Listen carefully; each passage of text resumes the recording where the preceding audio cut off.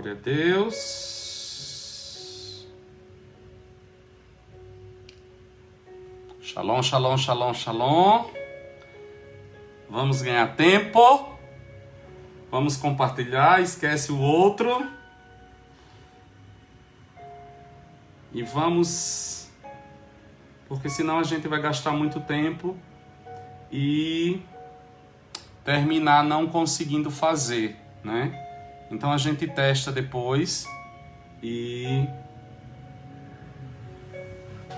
Não é melhor assim? Vocês concordam comigo? Porque senão a gente vamos é ótimo, né? A gente vai ficar tentando e não vai conseguir muita coisa. Então é melhor testarmos uma outra hora. Glória a Deus. Senhor, nós te adoramos, nós te bendizemos, exaltamos o teu nome, clamamos pela tua sabedoria para que a tua palavra ministre aos nossos corações e nós sejamos fortalecidos pelo teu poder, pelo teu espírito, pela tua graça, e nós daremos a ti sempre a honra e a glória em nome de Jesus. Esse texto do apóstolo Pedro, hoje é uma conversa, nós estamos falando sobre princípios de Deus para a família, e aqui, só um momento, deixa eu aumentar aqui o volume. E aqui nós temos um texto que durante um tempo, há um tempo atrás, eu tive uma experiência com esse texto muito forte.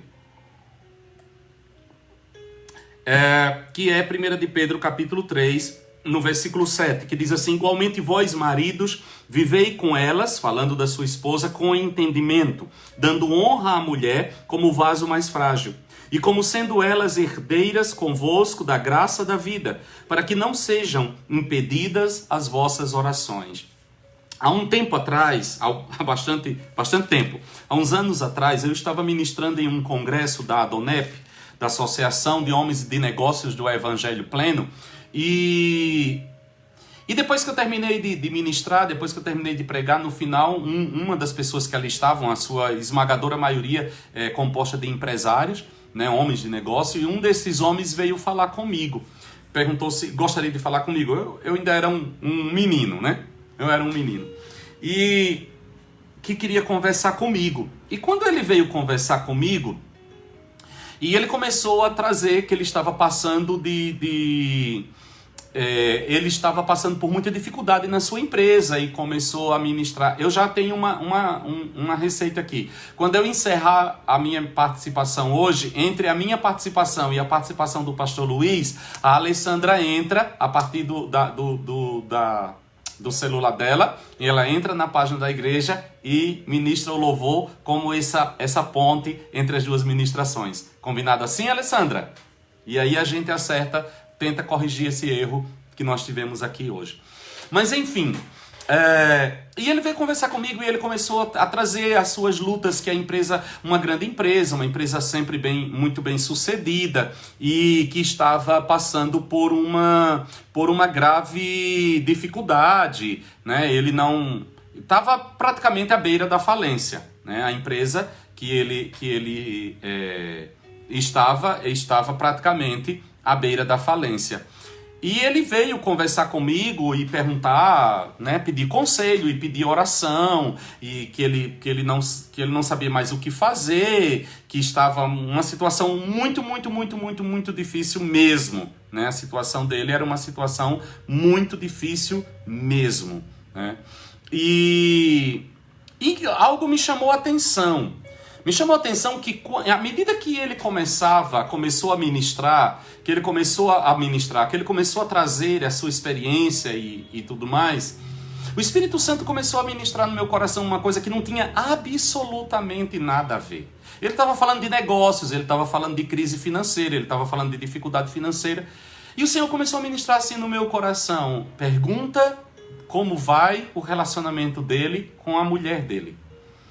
E eu disse: mas Senhor, e eu dentro de mim brigando, né, com aquilo, assim, não tem nada a ver uma coisa com a outra, vamos estar falando de negócios, de crise financeira, e eu vou perguntar sobre a mulher dele? Que coisa, o que é que tem a ver uma coisa com a outra? E aquilo ficou insistindo e crescendo dentro do meu coração, e eu confesso que na hora as pessoas que andam comigo, eles sabem que quando Deus está ministrando um negócio no meu coração, e quando eu não tenho ainda uma resposta, eu costumo dizer, são os momentos em que eu tenho que mandar um WhatsApp para o céu, e eu preciso de uma resposta imediata, e às vezes as pessoas me fazem uma pergunta, eu não tenho resposta para aquilo, eu não sei aquilo, e aqui em Londres o pessoal já conhece a minha tática, né? O que é que eu faço? Eu fico enrolando a pessoa que está me fazendo a pergunta, isso acontece muito nas aulas, né? Eles me fazem uma pergunta, eu não tenho a menor ideia da resposta, o que é que eu faço? Eu fico assim, como?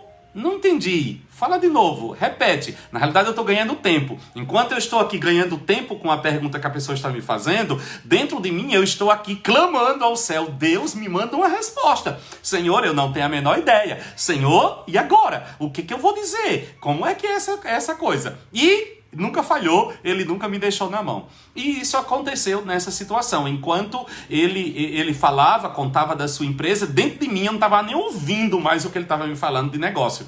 Porque dentro de mim estava um conflito. Deus me mandando perguntar da esposa dele, e eu dentro de mim dizendo, Senhor, eu quero base. Eu quero uma base para isso. O que é que tem a ver uma coisa com a outra? Eu vou sair totalmente do assunto? O que é que tem uma coisa com a outra? E nessa hora eu disse, Senhor, eu preciso que tu me des um texto, eu preciso que tu fales alguma coisa comigo, para que eu possa, né? Eu não estava nem ouvindo mais o irmão. E Deus me levou a esse texto que está aqui na primeira carta do apóstolo Pedro. Igualmente vós maridos vivei com elas, com as suas mulheres com entendimento, dando honra à mulher como vaso frágil e como sendo elas herdeiras convosco da graça da vida, para que não sejam impedidas as vossas orações.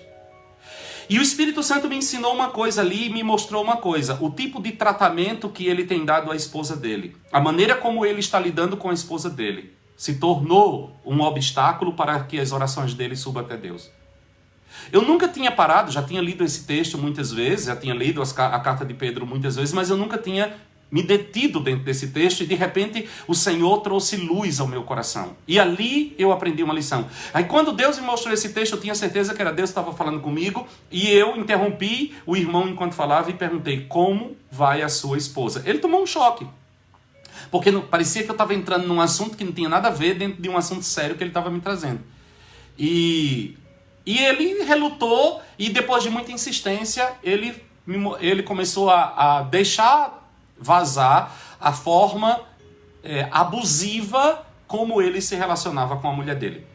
Havia literalmente ali um relacionamento abusivo. E ali eu pude entender que todas as coisas que estavam erradas na vida dele, que todas as coisas que estavam atrapalhadas dentro da vida profissional e financeira dele, eram resultado, eram consequência da maneira como ele estava lidando com a sua esposa. E aqui está a base bíblica para isso. Cuidado com a forma como você trata a sua esposa.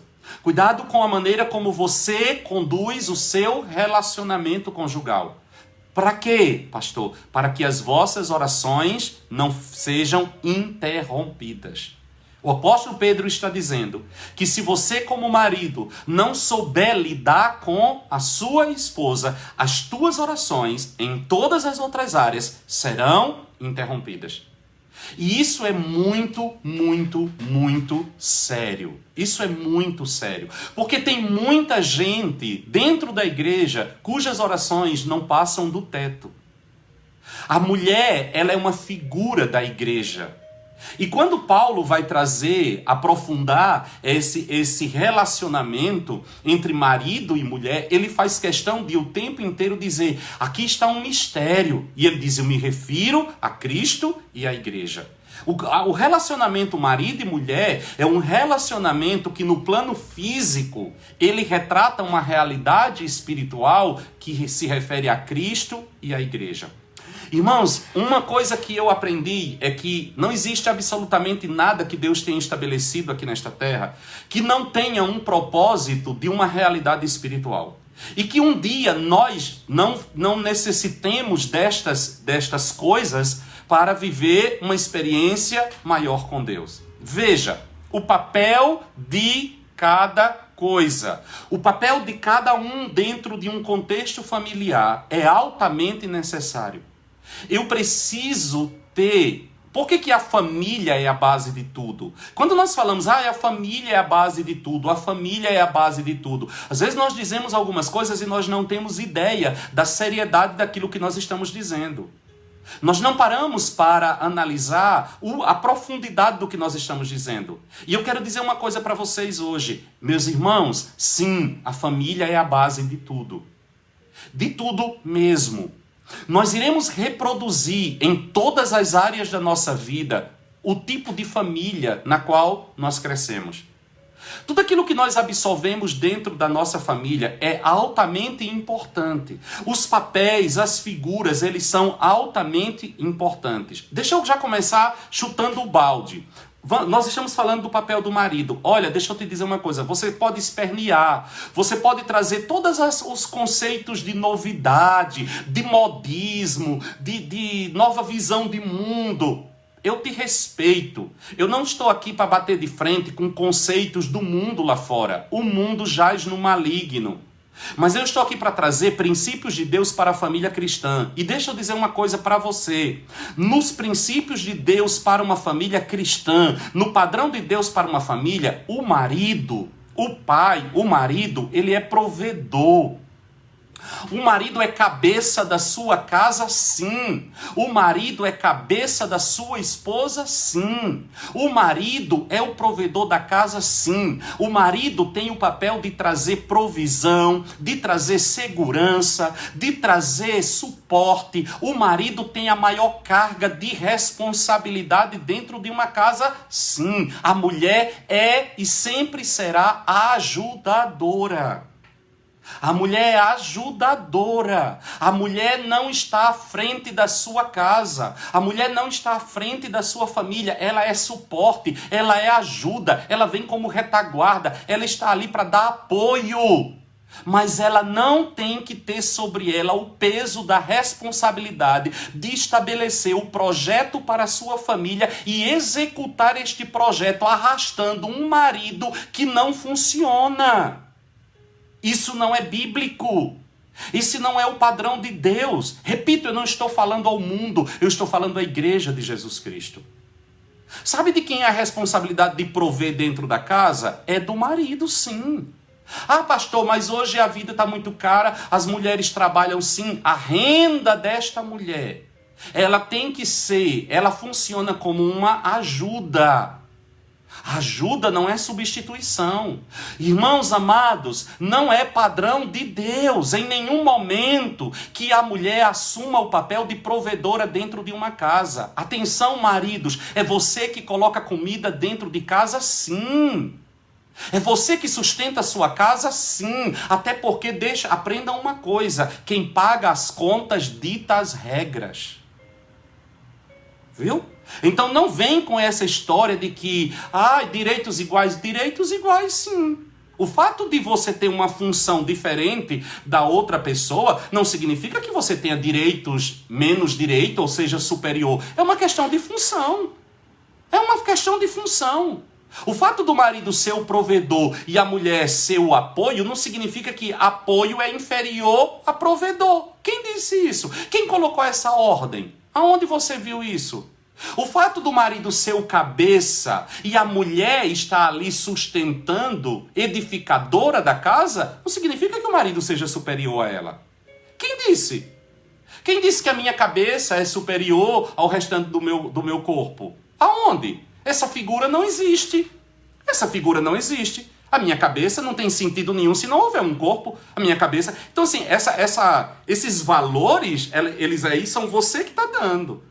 É essa sociedade caída que está colocando, certo? Mas ele não é o padrão de Deus. É uma questão de função. Eu sou pastor da igreja.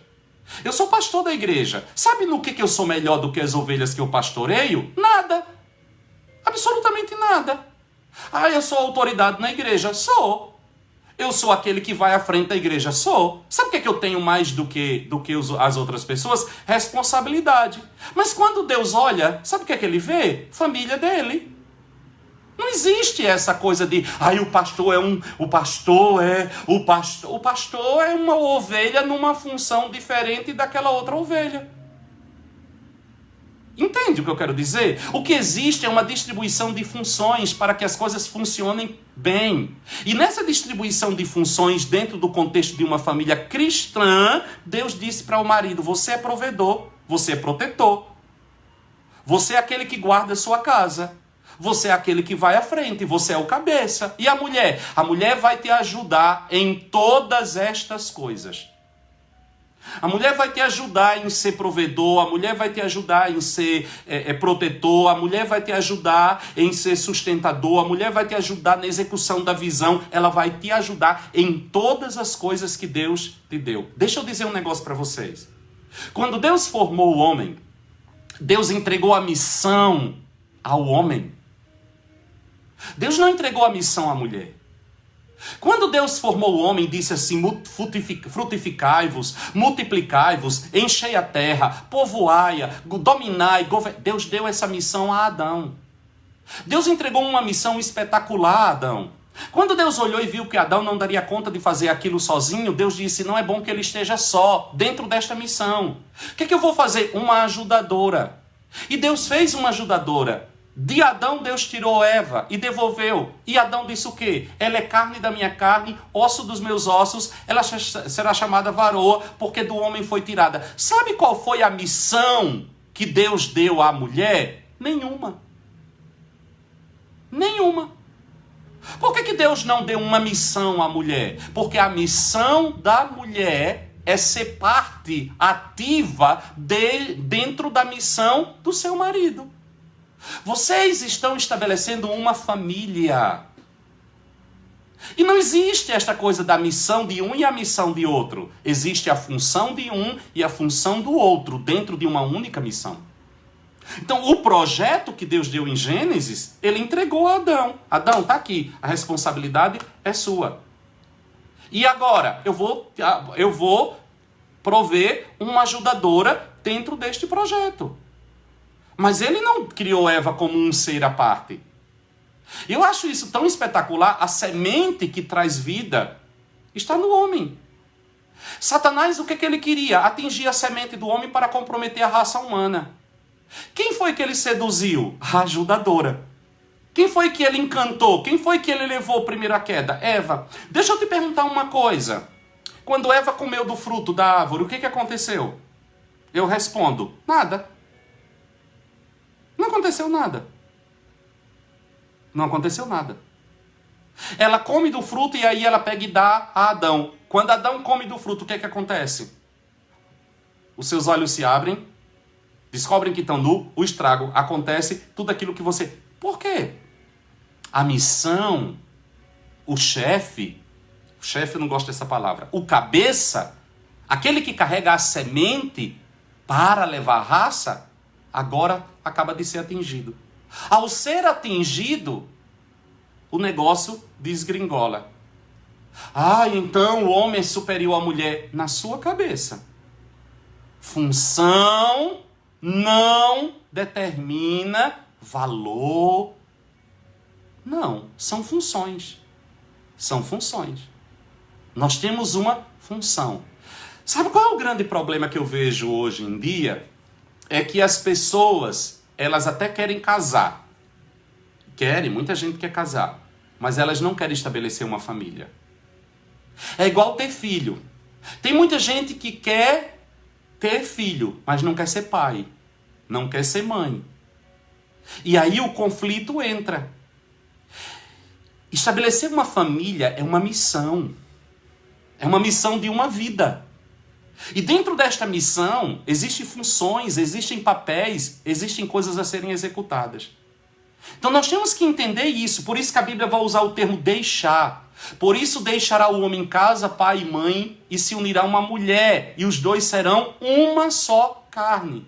Irmãos, deixar. Deixar casa de pai e mãe significa um romper físico, emocional, financeiro, espiritual, cortar o cordão umbilical e estabelecer agora uma nova história. Deixar a vida de solteiro.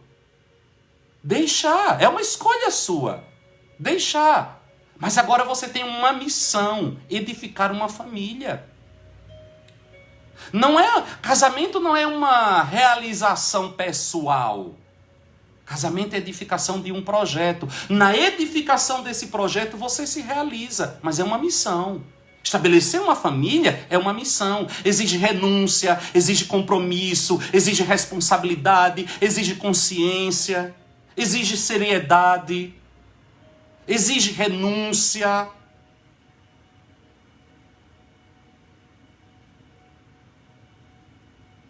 Quando Jesus um dia trouxe um sermão meio pesado sobre casamento, Pedro disse, então é melhor ficar solteiro. Jesus disse, nem todo mundo dá conta. Mas é uma missão. É uma missão. Árdua. Difícil. Sim, como toda missão, tem o seu grau de compromisso. Mas bora lá. Falando a respeito do papel do marido. Capítulo 5 de Efésios, senão eu não vou andar. No versículo 25... até o versículo 33 diz assim, vós maridos amai as vossas mulheres, como também Cristo amou a igreja e a si mesmo se entregou por ela, para a santificar, purificando-a com a lavagem da água pela palavra, a fim de apresentá-la a si mesmo igreja gloriosa, sem mácula, nem ruga, nem coisa semelhante, mas santa e irrepreensível. Assim devem os maridos amar as suas próprias mulheres como a seus próprios corpos. Quem ama a sua mulher, ama-se a si mesmo. Afinal de contas, nunca ninguém odiou a sua própria carne. Antes a alimenta e sustenta, como também o Senhor a igreja, pois somos membros do seu corpo. Por isso deixará o homem a seu pai, a sua mãe, se unirá à sua mulher e serão os dois uma só carne. Grande é este mistério, mas eu me refiro a Cristo e à igreja. Assim também vós, cada um em particular, ame a sua própria mulher como a si mesmo, e a mulher respeite o seu marido. Irmãos, aqui tem tanta coisa para ser estudada, aqui tem tantos princípios que precisam ser gerados, que seria impossível numa ministração, eu tenho meia hora, seria impossível falar tudo isso, então eu vou tocar só em alguns pontos. O dever da esposa é submissão, eu falei bastante sobre isso na última ministração. O dever do marido é amar até as últimas consequências. É amar até as últimas consequências. Olha o que é que ele diz. Vós maridos, amai as vossas mulheres como também Cristo amou a igreja e a si mesmo se entregou por ela. Mulheres, o seu dever é de submissão ao seu marido. O seu desafio é colocar o seu marido num nível tão elevado para você que submeter-se a ele seja algo muito fácil. Eu não tenho dificuldade de me submeter a Jesus, porque o nível no qual Jesus se encontra na minha vida é muito fácil de me submeter a ele. É muito fácil. Eu sei que a vontade de Jesus para mim é boa, perfeita e agradável. Você é uma mulher, você é casada. Pegue esta figura e traga para o seu marido. A vontade do seu marido para você, ela é boa? Você crê que ela é perfeita dentro da compreensão? Não estou querendo transformar o seu marido em Cristo, mas Paulo vai fazer essa correlação. Ela é perfeita? É agradável? Essas coisas, essas marcas têm que estar presentes para que não seja um jugo pesado para você se submeter. E aí agora o apóstolo Paulo vai dizer assim, e vós maridos, amem as vossas mulheres. Qual é o nível do amor do marido pela mulher? Até as últimas consequências, como também Cristo amou a sua igreja e a si mesmo se entregou por ela. Olha, deixa eu te dizer uma coisa, eu acho muito difícil que uma mulher tenha dificuldade de se submeter a um marido que a ama ao ponto de morrer por ela. Você é capaz de morrer pela sua esposa? Você é capaz de comprometer a sua própria vida para defender a sua esposa? Você é capaz de colocar a sua vida na frente da vida da sua esposa para defendê-la? Esse é o desafio de amor que a Bíblia traz para você. Você é casado? Você deve amar a sua esposa perseverantemente. Este amor, as marcas deste amor para com a esposa por parte do marido é um amor, primeiro, perseverante. Ele vai perseverar neste amor. Segundo, é um amor santificador. Terceiro, é um amor sacrificial. É um amor romântico. É um amor protetor e é um amor provedor. Aqui estão as marcas do amor do marido para uma sua mulher. Perseverante, santificador, sacrificial, romântico, protetor e provedor. Porque estas são as marcas do amor de Jesus Cristo pela sua igreja. Você é o líder. Agora tem uma coisa, a liderança do marido não é uma permissão para ele ser um ditador, mas é uma oportunidade para ele servir a sua esposa em amor. Não é assim que Cristo faz com a sua igreja? A igreja deve submissão incondicional a Cristo. Cristo é o líder da igreja. Cristo é o cabeça da igreja. Cristo é a autoridade sobre a igreja. Sabe o que é que Cristo mais faz? Cristo serve a igreja em amor. Cristo ama esta igreja e a serve. Cuida, nutre, zela para ele mesmo. O marido deve olhar para sua esposa com este mesmo olhar. Ele vai cuidar, ele vai amar, ele vai nutrir, ele vai zelar, ele vai embelezar, ele vai... para ele mesmo. Para ele mesmo, como disse Adão, ela é carne da minha carne, ela é osso dos meus ossos, ela foi tirada de mim. E uma das expressões que eu acho mais linda aqui de comparação é quando o apóstolo Paulo diz assim que Cristo, ele embeleza, ele santifica a igreja para apresentar esta igreja a si mesmo. O amor do marido pela mulher é este amor que a embeleza, que cuida dela, que valoriza ela, que gosta de vê-la bem, bonita, feliz. Para quem? Para os outros? Não! Para exibir para os outros? Não, é para ele. É para ele.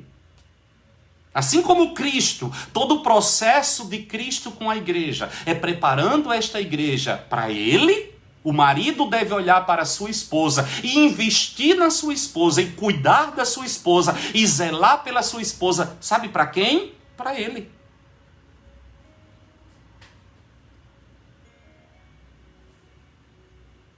Bora lá. Há uma palavra que é chave dentro da função da mulher, dentro do relacionamento da família cristã. Submissão. O que é submissão? Entregar-se a alguém. Há uma palavra-chave dentro do papel do marido dentro do casamento. Esta palavra é amor. A palavra-chave para a mulher, para a esposa, é submissão. A palavra-chave para o marido é amor.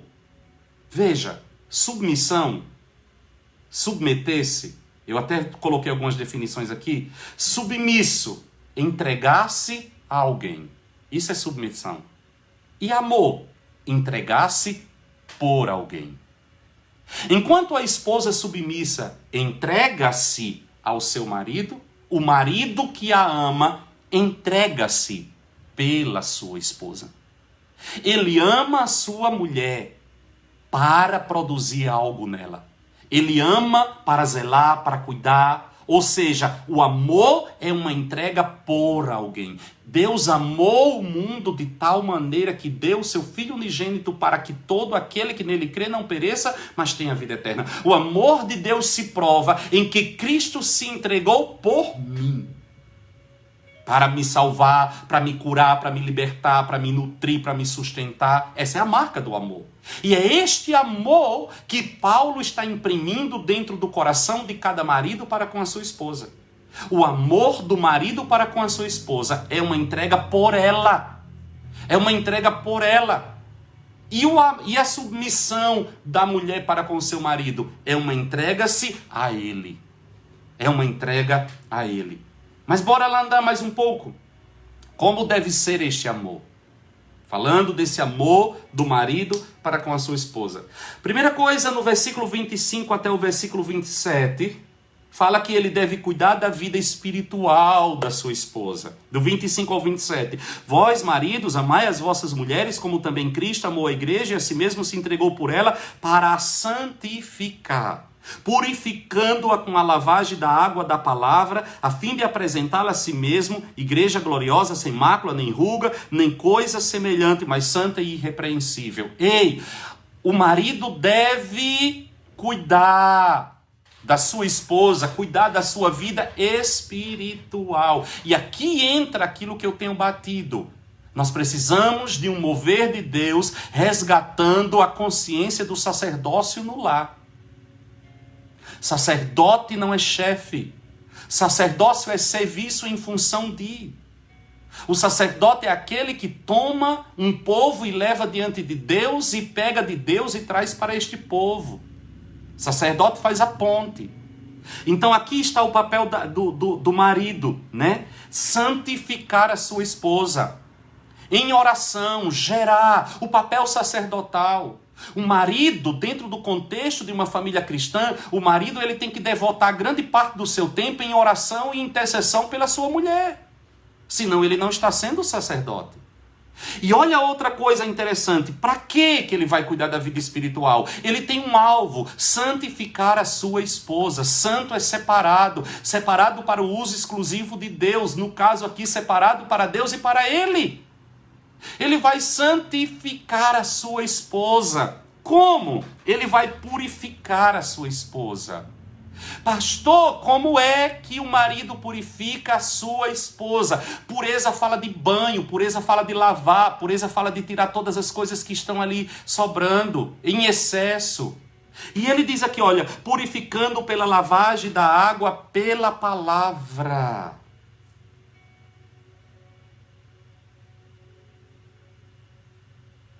Você vai edificar a esposa que você quer. Você vai edificar a esposa de acordo com a visão que você tem dentro de você. Purificar fala de lavar. Eu não sei como que você casou. Tudo era romântico, tudo era muito bonito, tudo era apaixonado. Olha a lua, que coisa linda, não sei o quê. Depois no dia a dia, você começou a descobrir que na vida da sua esposa existem muitas coisas que precisam ser tratadas. Você descobriu que na vida da sua esposa existe muita coisa que precisa ser mudada. E aí você vai descobrir que você tem uma missão. Como sacerdote, você tem uma missão. A missão de santificá-la. A missão de purificá-la.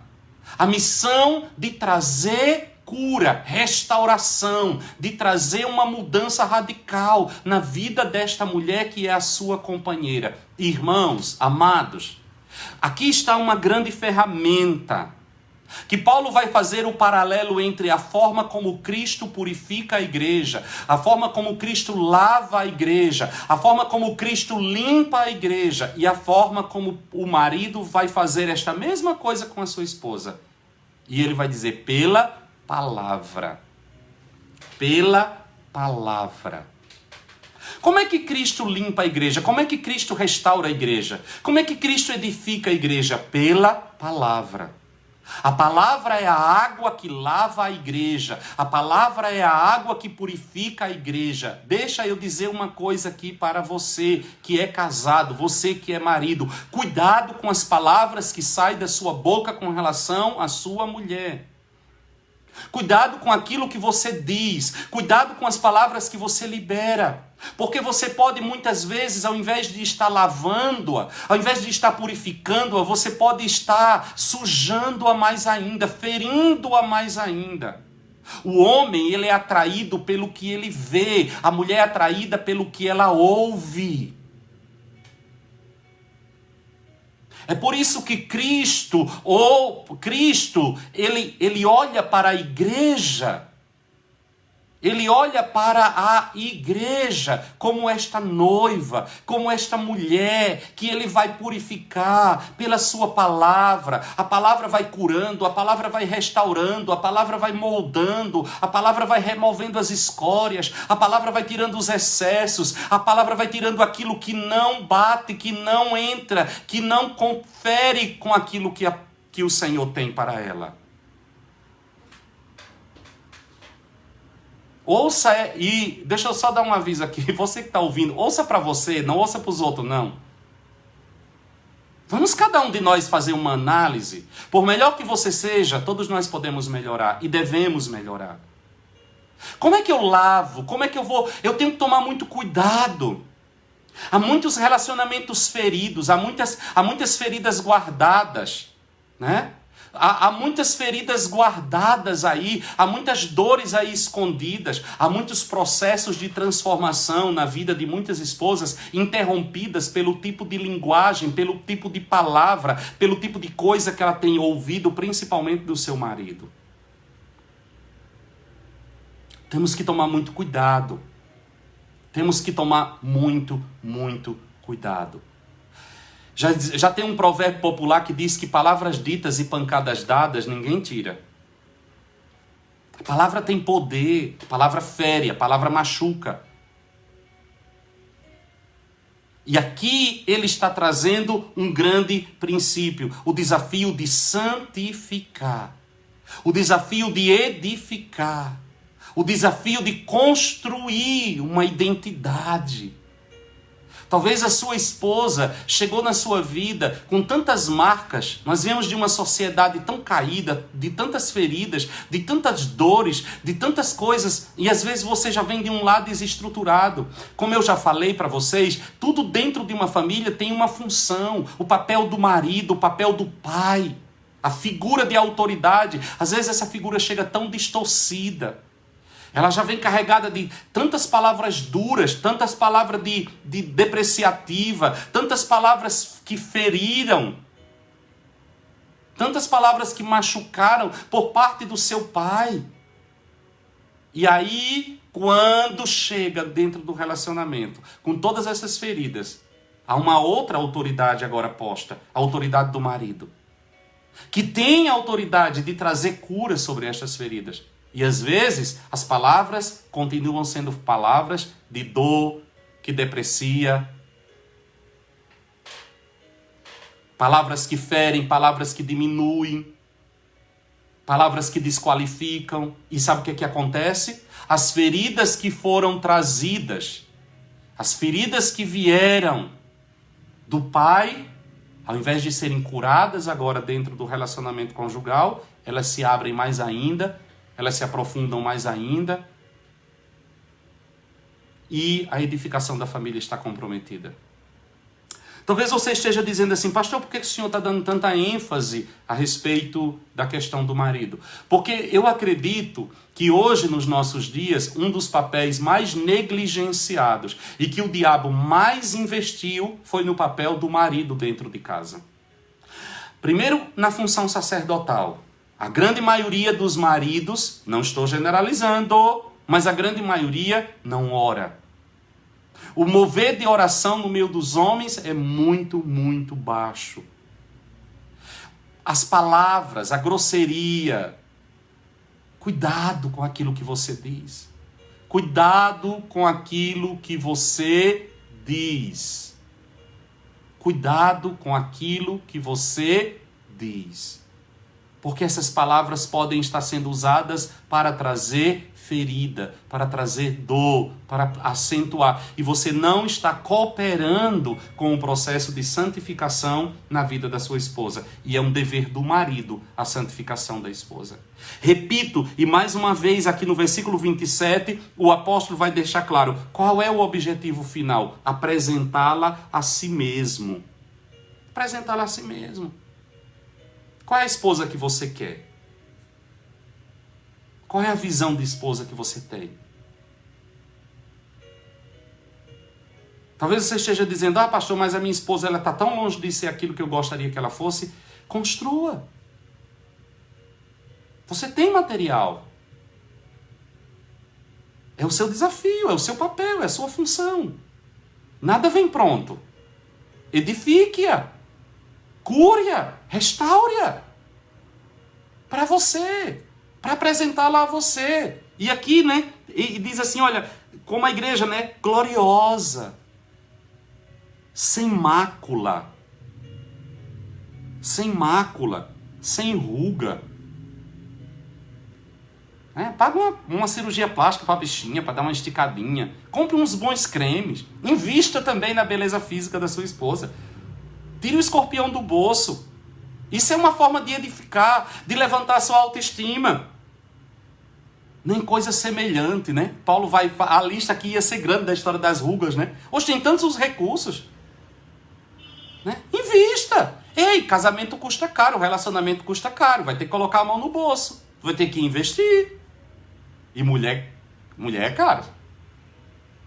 Mulher é caro. Para si. Para quê? Para apresentá-la a si mesmo. Deixa eu dizer uma coisa para você. Todo homem gosta de estar do lado de uma mulher bonita. Todo homem gosta de ver a sua esposa bonita, bem arrumada, feliz, alegre, bem cuidada. Invista. Invista no seu relacionamento. Invista na sua vida conjugal. Invista nela. A mulherada está toda feliz agora, né? Invista. Depois, no versículo 28 e no versículo 29, ele diz que ele deve cuidar da vida emocional da esposa. Olha o que diz o versículo 28 e 29. Assim devem os maridos amar as suas próprias mulheres como a seus próprios corpos. Quem ama a sua mulher, ama-se a si mesmo. Afinal de contas, nunca ninguém odiou a sua própria carne. Antes, a alimenta e sustenta, como também o Senhor, a igreja. Ele deve entender uma coisa, que machucar a sua esposa é machucar a si mesmo. Não deve descuidar dela para que ela não seja viúva de marido vivo. Irmãos, o que eu mais atendo são viúvas de maridos vivos. Uma das coisas que eu aprendi durante todo este tempo de ministério, apesar de eu ser solteiro, uma das coisas que, glória a Deus por ser solteiro, uma das coisas que eu aprendi na minha vida de ministério durante este tempo é que a pior solidão que existe é a solidão a dois. A pior solidão que existe é a solidão de alguém dentro de um relacionamento. E é isso que mais se vê. A partir do momento que você entender, e é isso que precisa ficar claro, que quem nutre a sua esposa, quem cuida da sua esposa, está fazendo isso consigo mesmo. Porque vocês são uma só carne. Quando você fere, você está ferindo a você mesmo. Quando você machuca, você está machucando a si mesmo. É isso que o apóstolo está dizendo. Quando chega aqui, eu estou falando do cuidado, deste amor que cuida, no versículo 30 ele diz assim, pois somos membros versículo 30, pois somos membros do seu corpo. O que é que isso me mostra? Ele deve cuidar da vida física da sua esposa. Ele deve cuidar da vida física. O marido deixa todos os outros relacionamentos para concentrar-se na sua esposa. Ei, você não é mais solteiro. Você não é mais solteiro. A pior coisa que existe são pessoas casadas com espírito de solteiro. O principal relacionamento que você tem que nutrir na sua vida hoje é o relacionamento conjugal, é a sua esposa. Não são seus amigos, não são seus colegas de futebol. Se você é um pastor, se você é um líder dentro da igreja e você é casado, a sua prioridade não é o ministério. A sua prioridade não é a igreja. A sua prioridade é a sua esposa. É o seu casamento. O apóstolo Paulo deixa isso muito claro. O casado cuida das coisas do mundo, de como agradar o seu cônjuge. E o solteiro cuida das coisas do Senhor. Eu sou solteiro, a minha prioridade total e absoluta é a igreja e a obra do Senhor. Me dedico exclusivamente à obra que o Senhor me chamou. O meu casamento é o meu ofício. Minha família é o meu ofício. É para isso que eu vivo, é para isso que eu me dedico. Você é casado? Não. Sua prioridade, Deus, sua família e depois a igreja. E quando eu coloco aqui, né, nessa ordem, aqui você tem que colocar todos os outros relacionamentos. Tenha tempo com a sua esposa. Tenha tempo no seu casamento. Tenha tempo para vocês dois. Tenha tempo de qualidade. Invista tempo. Desenvolva vínculos. Desenvolva outras coisas dentro deste relacionamento. Desenvolva amizade. Desenvolva parceria. Desenvolva cumplicidade. Estes sentimentos, eles precisam ser cultivados. Eles crescem. Desenvolva confiança. Sua esposa é ajudadora, ela tem que fazer parte da sua vida, ela tem que fazer parte das suas alegrias e das suas tristezas, ela tem que fazer parte das suas vitórias e das suas derrotas. Ela está ali. Ela tem que participar. Não a poupe disso. Cuide para que ela esteja presente. Cuide para que ela esteja ativamente dentro de tudo da sua vida. Compartilhe. Não tem que haver segredos. Não tem que haver arquivos escondidos. Não tem que haver... Não!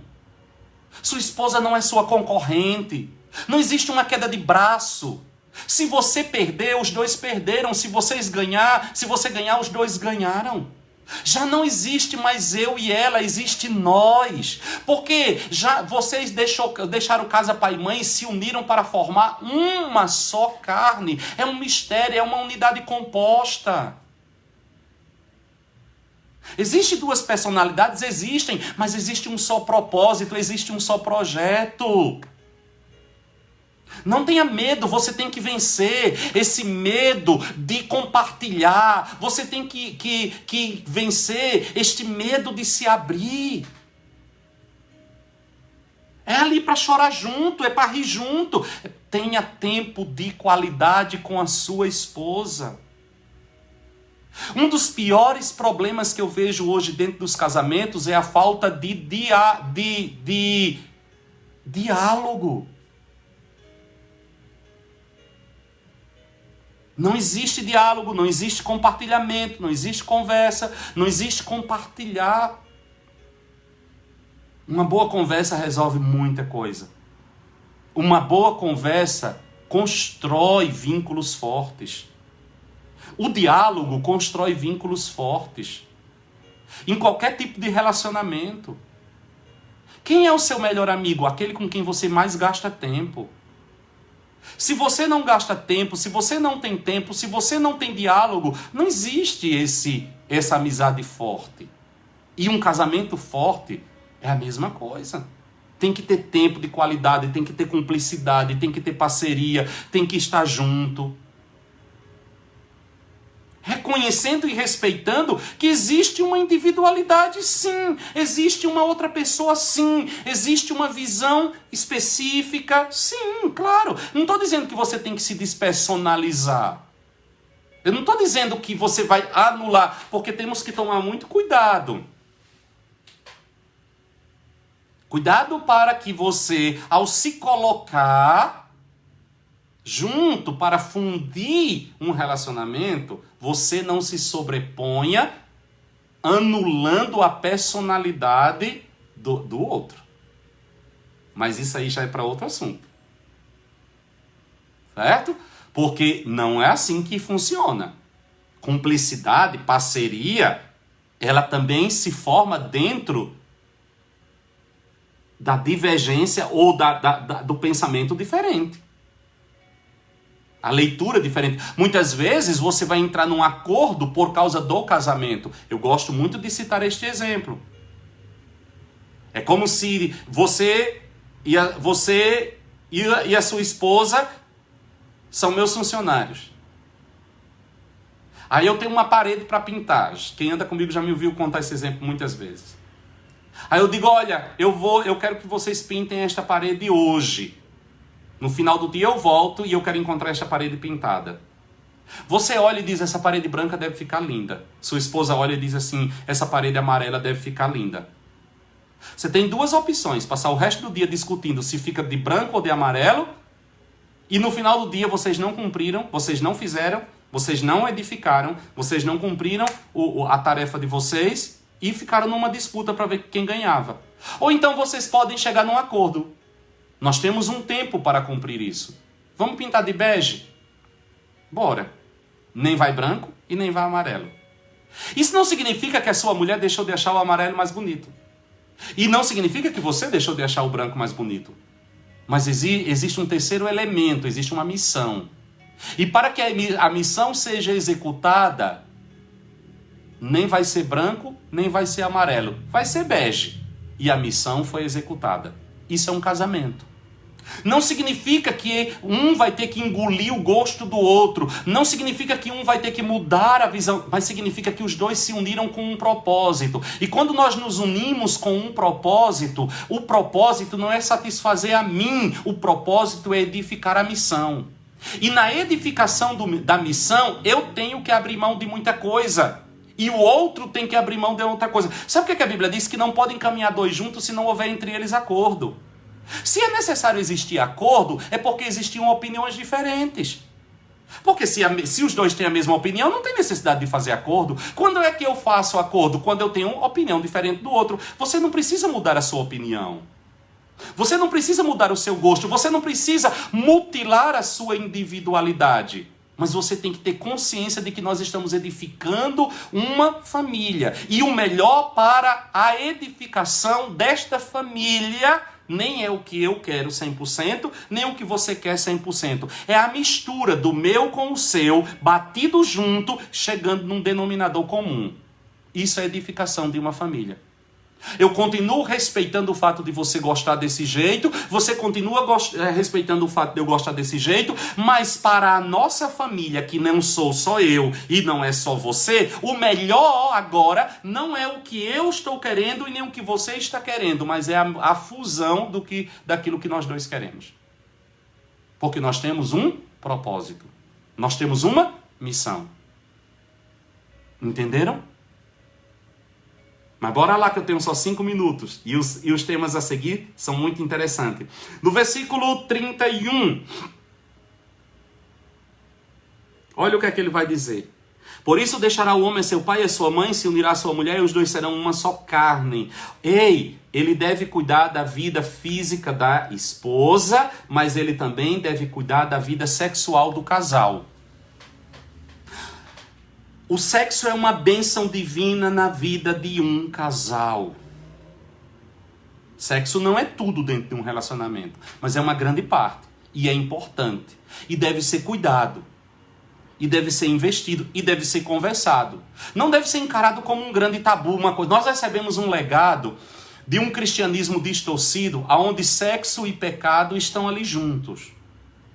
Né? Eu acho que tem gente que acha que se o homem não tivesse pecado, que eles iam gerar filho encostando um dedo no outro e fazendo assim, super gêmeos, ativar, zzz, aí nascia um menino. Irmãos, quando Deus disse crescer e multiplicai-vos, estava implícito relacionamento sexual. Se a coisa se desviou, se a coisa se perverteu, se a coisa desandou, a gente não vai pegar e lavar a criança e jogar fora junto a criança com a água, não. A gente vai jogar fora o lixo, a sujeira e vai deixar a parte boa. Olha o que é que vai dizer aqui no capítulo 7 de 1 Coríntios. 1 Coríntios capítulo 7, versículo 3. 1 Coríntios capítulo 7, versículo 3. O marido pague à mulher o que lhe é devido, e da mesma sorte a mulher ao marido. Paulo vai colocar sexo dentro do casamento como uma dívida. Olha o que é que ele vai dizer aqui. A mulher não tem poder sobre o seu próprio corpo. E aqui é falando de sexo, viu? Mas tem o marido. Do mesmo modo, o marido não tem poder sobre o seu próprio corpo, mas tem a mulher. Ei, deixa eu dizer um negócio. Falar isso em rede social é meio complicado, né? Eu gosto de falar isso no cara a cara, olhando a reação das pessoas. Mas cuidado para você também entrar pelo lado do machismo. Qual é o lado do machismo? A mulher não tem direito sobre o seu corpo, né? Mas o marido. Então, o marido tem sempre o direito de tomar iniciativa. O marido tem sempre o direito de, na hora que ele quiser, a mulher tem que estar à disposição. Oxente, mas aqui Paulo está dizendo que o marido também não tem direito sobre o corpo dele. Ô bonitinho, não é só você que tem que tomar iniciativa, não. Ela também deve. Ela também tem o mesmo direito que você. Então, os dois estão devendo um ao outro. Então, é por isso que a vida sexual de um casal, ela tem que ser conversada. Ela tem que ser discutida. Certo? Ela tem que ter um denominador comum. Tem que ter um ponto de encontro aí no meio da história. E olha o que diz o versículo 5. Não vos defraudais um ao outro, senão por consentimento mútuo, por algum tempo, para vos aplicardes à oração. Depois ajuntai-vos outra vez, para que Satanás não vos tente por causa da incontinência. Olha o que Paulo está dizendo. Paulo está dizendo aqui que não ter uma vida sexual pura, ativa, permanente, regular, é defraudar, é roubar um ao outro. Certo? Então, assim, cuidado. E ele está dizendo que esse período de abstinência, né? Este período de não manter uma vida sexual, ele pode até acontecer por um consentimento mútuo, por um diálogo dos dois. E ele coloca aqui apenas para se dedicar à oração. Em um período de jejum, em um período de uma consagração, você faz ali de comum acordo. Não é um fazer e o outro. Não, de comum acordo. E ele diz, e depois volte, junte-se outra vez. E está falando aqui de enxerimento, viu? Está falando de enxerimento. E junte-se outra vez, para que Satanás não vos tente por causa da incontinência. Para que você não... Ô, meu irmão! Ai, pastor, Jezabel entrou e roubou meu marido, foi uma pombagira. Ô, filha, às vezes foi você que entregou seu marido de mão beijada. Paulo está dizendo aqui, ei, cuidado. Você tem que conquistar o seu marido. Ai, pastor, isso não é assunto, isso não é nada espiritual. Ô, meu povo, deixa eu dizer um negócio para você. Você já leu Eclesiastes? Você já leu? Você já leu Cânticos? Você já leu? É pornográfico, irmãos. É um negócio fora do... É um negócio fora da realidade. É tanto que em Israel são livros que são proibidos. Proibidos para menores. Porque eles falam de quê? Sexo, sexo, sexo. Onde é que nós colocamos essa história de sexo como algo sujo, de algo imundo? Eclesiastes não, né? O Cântico dos Cânticos. Gente, se você lê o Cântico dos Cânticos, misericórdia, isso aqui deveria estar fechado. Né? Isso não deveria estar aberto, não. Esse negócio deveria estar fechado. Apenas para maiores de 18 anos ler esse negócio desse livro. Porque é pesado. Eu confesso para vocês que às vezes eu leio isso aqui e eu digo, meu Deus do céu. Não dá nem para a gente ler assim online, que o YouTube tira. Achando que a gente está lendo um livro pornográfico. Fala dos seios da mulher, fala do seu umbigo, fala de cada coisa. Aqui está na Bíblia. Eu nem vou dizer o que está escrito aqui neste livro. Leia aí sozinho, com a porta fechada, e manda as crianças dormir para você ler. Então, o que Salomão está dizendo? Vai colocar aqui. Gente, vamos começar a investir também nisso? Vamos começar a trabalhar também nesta área? E não levar as coisas apenas para esse lado de... Invista na sua vida sexual. Marido, cuide da vida sexual do seu casamento. A Bíblia diz que bem-aventurado entre todos seja o matrimônio e o leito sem mácula. Então a vida sexual de um casal é santa, a vida sexual de um casal é uma bênção. A vida sexual de um casal tem que ter investimento, tem que ter diálogo, tem que ter permanência, tem que ter cuidado. Cuidado! E é interessante como ele vai colocar do jeito que o marido tem que tomar cuidado com a vida espiritual, do jeito que você tem que ter cuidado com a vida financeira, do jeito que você tem que ter cuidado com a vida material, você tem que ter cuidado com a sua vida sexual também. Você é casado. Os solteiros, espere, viu? Espere, depois que casar. Não vai comer a sobremesa antes de... Eu acho que aquela escrita ali foi do pastor Henrique Salomão, eu sou fã dele. Isso foi o pastor Henrique que escreveu, não foi a pastora Rose, não. Foi o Henrique. Amados, tudo isso para dizer o quê? Família é um projeto de Deus. Família é a base de tudo.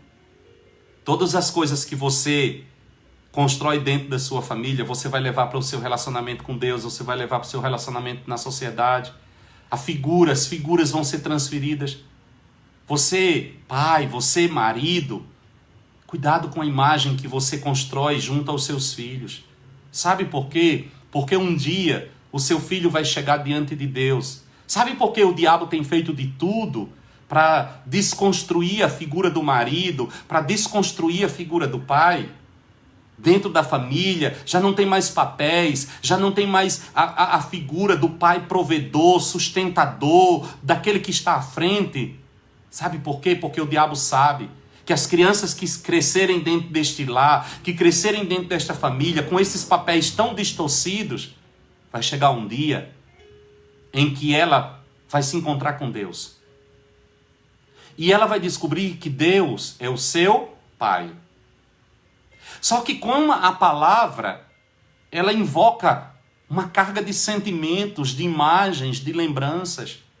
E todas as vezes que esta criança, agora já um adulto, já um adolescente, já um jovem, fechar os seus olhos e disser Pai em oração, que imagem ela vai trazer?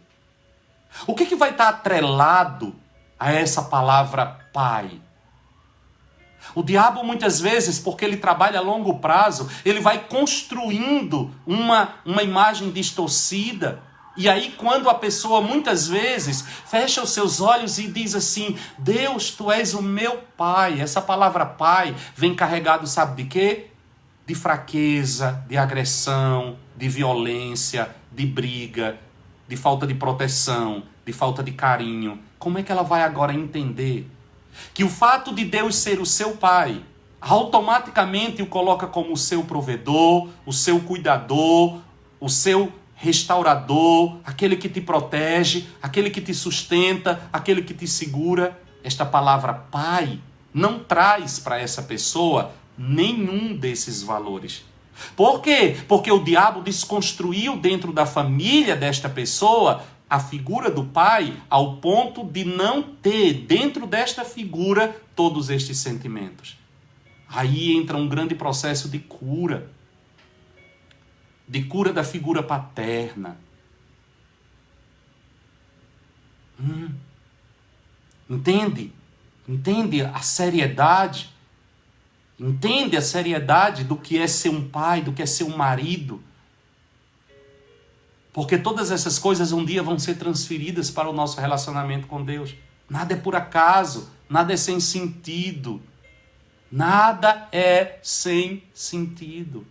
E aí nós temos uma geração inteira ferida, marcada. Uma geração que não foi protegida. Uma geração que não foi sustentada. Uma geração que não foi provida nas suas necessidades. Uma geração onde a palavra pai está atrelada aos piores sentimentos e às maiores ausências. Uma geração que não consegue se relacionar com Deus como seu pai e se sentir protegido, e se sentir amado, e se sentir seguro, porque o diabo trabalhou lá atrás na família para desestabilizar, para desconstruir estas imagens. Mas glória a Deus pelo Espírito Santo de Deus.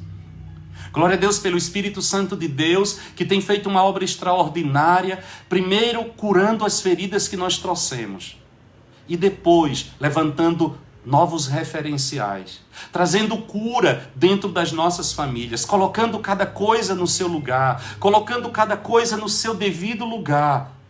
E eu tenho certeza, nós estamos vivendo dias em que o Espírito Santo está não apenas trazendo cura sobre a geração atual que foi ferida, mas o Espírito Santo está trabalhando nos nossos jovens, o Espírito Santo está trabalhando nas nossas crianças, o Espírito Santo está trabalhando nos nossos adolescentes, para que eles, ao estabelecerem as suas famílias, estabeleçam-nas dentro de padrões bíblicos, dentro de referenciais santos, conscientes da responsabilidade que é edificar uma casa, conscientes da responsabilidade que é edificar uma família e sabendo da importância que cada um dos seus papéis tem na edificação da personalidade daquela pessoa, para que ela possa ser instrumento nas mãos do Senhor.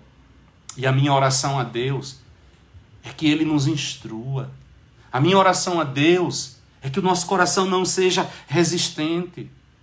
Até porque, por melhor que nós sejamos, por mais profundamente que nós apliquemos estes princípios da palavra de Deus, sempre faltará alguma coisa. Por mais precioso, talvez você tenha tido o pai mais maravilhoso do mundo, assim como eu tive e tenho. Provedor, defensor, sustentador, amigo. Meu pai é meu melhor amigo. Mas quando você chega diante de Deus, você descobre que Ele é infinitamente maior do que tudo isso. Mas glória a Deus. Deus me deu um pai terreno tão espetacular, que é o meu herói, meu amigo, um homem de uma integridade fora do comum, um homem fiel à sua esposa, apaixonado pelos filhos, pela casa, trabalhador. Meu Deus, eu não conheço ninguém igual ao meu pai. Que facilidade eu tive no dia que eu entendi que Deus era meu pai. E que alegria foi para mim descobrir que eu tenho um pai no céu, que é infinitamente maior e melhor do que o meu pai terreno. Mas todas as vezes que eu fecho os meus olhos e digo, Pai, essa figura invoca os melhores sentimentos da minha vida. As melhores lembranças da minha vida. Quando eu fecho os olhos e digo, Pai, eu me sinto seguro.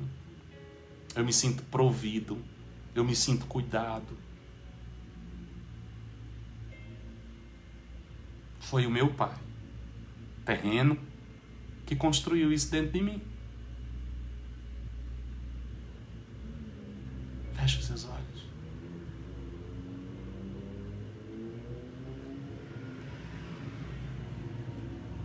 Nós te adoramos, Pai. Por tanto investimento nas nossas vidas. Tu és o Deus da família. E ao estabeleceres uma família, tu não fizesses de maneira aleatória, jogando. Não. Ao estabeleceres uma família, tu estabelecestes papéis, funções. E todos eles têm uma importância extraordinária. A minha oração nesta tarde é para que estes princípios, trazidos pela tua palavra, ajude-nos a sermos pessoas melhores. De maneira especial, eu oro por todos os maridos, para que diante deste desafio tão grande, cada um tome esse desafio diante de si e diga, eu vou até o fim. Eu vou até o fim. Eu oro pelos nossos jovens, eu oro pelos nossos rapazes, para que cada um deles, ao pensar num casamento, ao pensar no estabelecimento de uma família, pense olhando estes valores, estes desafios, sabendo da responsabilidade, sabendo do compromisso, sabendo da importância, da seriedade que é estabelecer uma família. Restaura, Senhor, os sacerdotes dentro dos lares. Restaura, Senhor, o papel daquele que ora, daquele que intercede pela sua esposa, daquele que ama até as últimas consequências, daquele que investe no relacionamento, que investe na vida da sua esposa, que investe espiritualmente, fisicamente, sexualmente, que cuida, que protege, que provê. Senhor, restaura. Nós oramos por um mover de restauração. Famílias, ó Deus, onde o diálogo seja uma marca. Famílias, Senhor, que comunguem. Famílias, Senhor, que dediquem tempo, que dediquem esforço para edificar, para construir famílias segundo o teu coração. Eu oro, Senhor. Eu oro pela vida de cada um. Eu oro também nesta hora por provisão, para que venha provisão sobre cada casa, para que venha provisão sobre cada família, para que venha provisão sobre cada servo e cada serva, em nome de Jesus. Eu oro, Senhor, abençoando cada dízimo, cada oferta que o teu povo voluntariamente traz à tua casa nesta tarde, do primeiro dia da semana, no reconhecimento de que tu és o provedor dos nossos lares, tu és o provedor da nossa família, tu és o provedor da nossa casa, e tudo aquilo que nós temos, nós recebemos das tuas mãos. Eu oro, Senhor, para que toda a tua igreja seja provida em todas as suas necessidades. Eu oro, Senhor, para que haja fartura. Eu oro, Senhor, para que haja abundância. Eu oro, Senhor, para que o pão de cada dia esteja na nossa mesa. Eu oro, Senhor, para que todas as necessidades do teu povo sejam supridas em Cristo Jesus. Eu oro, Senhor, e abençoo cada dízimo, cada oferta. Que eles se multipliquem, Senhor. E que seja para a propagação da tua palavra, para a divulgação do teu nome, para tornar conhecido o nome de Jesus Cristo. Eu abençoo a tua igreja dizendo que Yahvé vos abençoe e vos guarde, que Yahvé faça resplandecer o seu rosto sobre vós e tenha misericórdia de vós. Que Yahvé sobre vós levante o seu rosto e vos dê shalom. Que a graça salvadora de Jesus o Cristo, o amor de Deus, o nosso eterno e soberano Pai, e a presença do Espírito de Deus esteja conosco, com as nossas famílias e com toda a igreja, espalhada na face da terra, hoje e para sempre. Amém, amém e amém. Amém, meus amados. Amém. Glória a Deus. Que Deus te abençoe. Que Deus te guarde. Espero que você tenha aprendido algo de Deus nesta tarde e que este momento tenha sido maravilhoso para você. Agora, nós temos uma ponte, né? Espero. A irmã Alessandra logo a seguir vai entrar, trazendo uma canção de adoração ao Senhor. E logo a seguir, nosso culto a partir de South End, né, onde nós estaremos juntos adorando ao Senhor. Que o Senhor ministre o seu coração através desta canção, que o Senhor ministre o seu coração através da vida da irmã Alessandra. Não deixe de tomar parte, em nome de Jesus, em nome de Jesus. Deus te abençoe, fique com Deus, uma ótima semana, nos encontramos amanhã às 18 horas. Shalom, shalom!